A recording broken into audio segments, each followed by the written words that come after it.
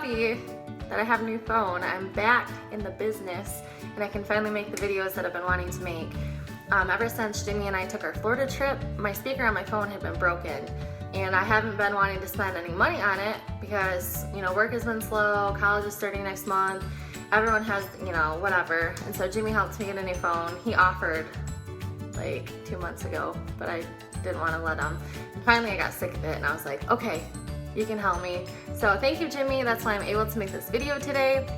I'm actually going to be talking quite a bit about Jimmy and I, and this video isn't necessarily nutrition. It's not nutrition at all, actually.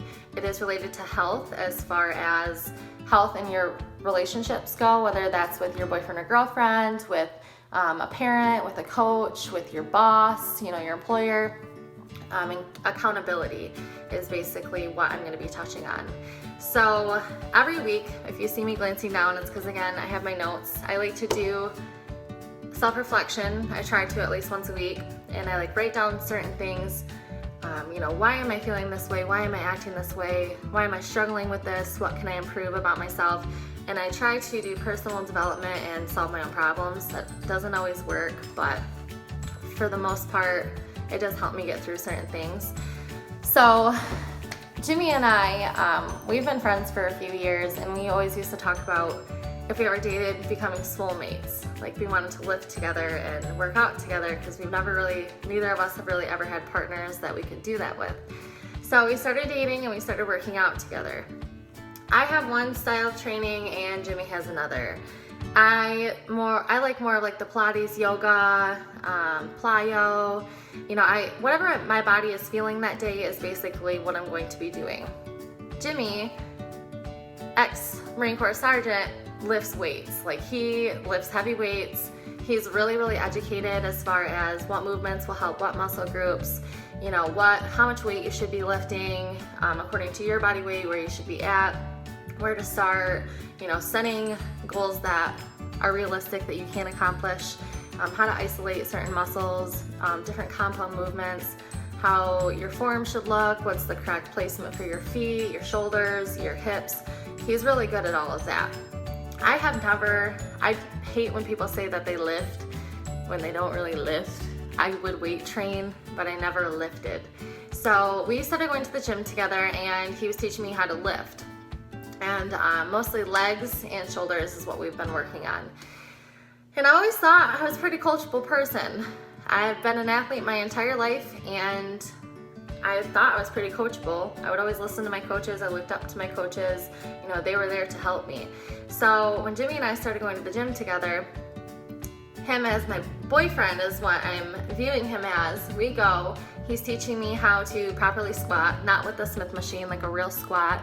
And I would be down in my squat and he would be like, babe, you gotta get lower, lower, lower, lower. You know, keep your back strong, keep your ankle strong, do this, do that. You know, the bar is not in the right spot in your shoulders, you know, your grip is not correct. And I would be like, dude, stop, like, quit. You're not helping me. You're just like yelling at me. You're trying to boss me. That's a poor attitude. But I was just like having a really hard time with my boyfriend, like constantly telling me what to do when I felt I was doing good. You know, and I did have a chat with him. I think positive affirmations are really important, especially in your relationships. I said, you know, I'm never hearing a good job, babe, or I'm so proud of you, or, you know, you lifted more weight this time than you did the last session. You did super good. And so he has gotten better with that. But I just kind of swallowed my frustrations. He would always ask me, you know, why are you so frustrated with me? I'm just trying to help you. And I would just be like, I'm not frustrated, and just kind of swallow it. We'd go through the gym session together, and I would just keep my frustrations in. Another example, lately, I've been kind of temperamental. I'm usually a pretty upbeat, happy-go-lucky, bubbly kind of girl, and Jimmy's used to that kind of attitude with me. And lately I've been pretty temperamental when we've been together. My foot is falling asleep right now. I gotta adjust here. And he's constantly asking me, I'm not being mean to him, I'm just like not myself. I guess I'm not like super hyper and whatever. And so he would keep asking me like, what's wrong? Are you okay? Am I doing something to upset you? Can I fix this? What's going on? And I'd be like, quit asking me, nothing is wrong with me. I don't know how many more times I can tell you, but if you keep asking me, my attitude's gonna get worse, so just stop. And that's not cool, that's not attractive, and no one likes someone that acts like that. So this week, I sat down and I was thinking, what is going on with me? Why, first of all, am I not coachable in the gym when my boyfriend is just trying to train and help me be the best person I can be? And why am I being so temperamental? And so I was thinking, you know, he's the one that I always go to with my goals, things that I want to accomplish in life. I always go to him and be like, I can't wait to do this, this, and this, and these are my goals, and this is what I'm gonna do to accomplish them. And I say I'm gonna do something, and then 2 weeks later, I'm human, we're all human, we all do this.